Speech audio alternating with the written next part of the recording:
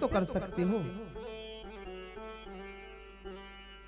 भक्ति 3 प्रकार की होती है, मनसा वाचा कर्मणा। आप जो कर्म कर रहे हो, पहले क्या है, मनसा, मन में भगवान का चिंतन। वाचा, जो चिंतन कर रहे हो, जो सोच रहे हो भगवान के गुण के बारे में, भगवान के चरित्र के बारे में, उसका वाचन करो, मुख से निकले। और तीसरा कर्मणा, मन में चिंतन करते हुए, वाचन करते हुए और कार्य करोगे। ये 3 प्रकार की भक्ति जो करता है उसे भगवान बड़ी सहजता से मिल जाते हैं। यशोदा मैया ने जब ऊखल से कन्हैया को बांधा तो भगवान ने क्या कहा? यशोदा मैया ऊखल से बांध रही हैं, दही मथ रही हैं। एकदा ग्रहदासीसु यशोदा नंद गेहिनी। दही मथ रही है यशोदा मैया। भगवान आ गए, रस्सी को पकड़ लिया, मैया तेरी भक्ति पूर्ण हो गई। क्यों? यानी यानी है गीतानी तदबाल चरितानिता दधी मंतस्व काले स्मरन स्वगान्यतः। भगवान कहते मैया यानी यानी है गीतानी तदबाल चरितानी था। तू कर्म करती जा रही है और मन में मेरा चिंतन करती जा रही है और मेरे नामों को गाती जा रही है, ठाकुर जी का कीर्तन करती जा रही है मैया यशोदा।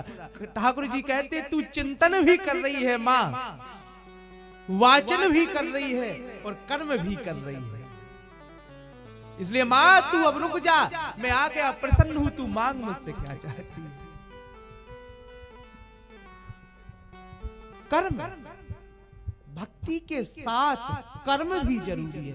कहते हैं ना कर्म ही पूजा है। आप जो कर्म कर रहे हो वो आपकी पूजा है।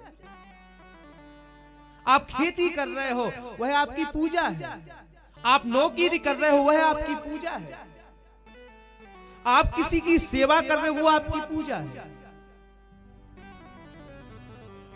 उसी क्रिया के साथ, उसी कार्य के साथ यदि भगवान भी हो, भगवान का नाम भी हो तो जीवन धन्य हो जाता है। मुख में भगवान का नाम हो और कर्म करते जाओ, भगवान दूर नहीं है। मुख में हो राम नाम, राम सेवा हाथ में। मुख में हो राम नाम, राम सेवा हाथ में। मुख में हो राम नाम, राम सेवा हाथ में। मुख में हो राम नाम, राम सेवा हाथ में। नाता एक राम जी से दूजा नाता तोड़ रे। नाता एक राम जी से दूजा नाता तोड़ दे। आशा एक राम जी से दूजी आशा छोड़ रे। आशा एक राम जी से दूजी आशा छोड़ दे। फिर क्या करना है? धन्यवाद निर्विवाद राम राम कहिए और जवन विधि रख ले राम तावन विधि रहिए। सीताराम सीताराम सीताराम कहिए, चाहे विधि राखे राम ताहि विधि रहिए।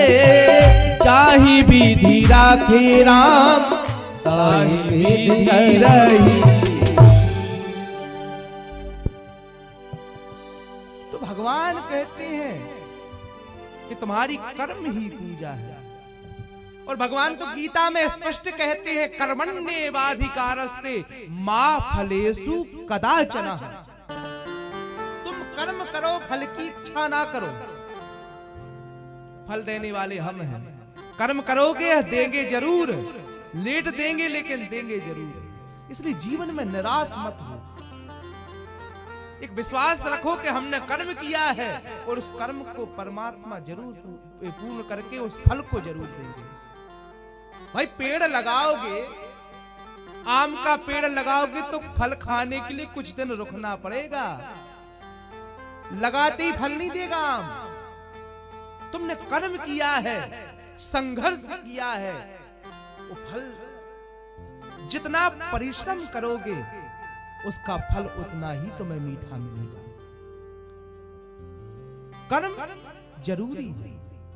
आपके सामने भोजन की थाली लगा दी जाए, थाली सामने रख दी जाए, सब्जी दाल रोटी चावल रखे हों, थाली सामने रखने से क्या खाना भोजन अपने आप मुख में चला जाएगा? नहीं जाएगा ना।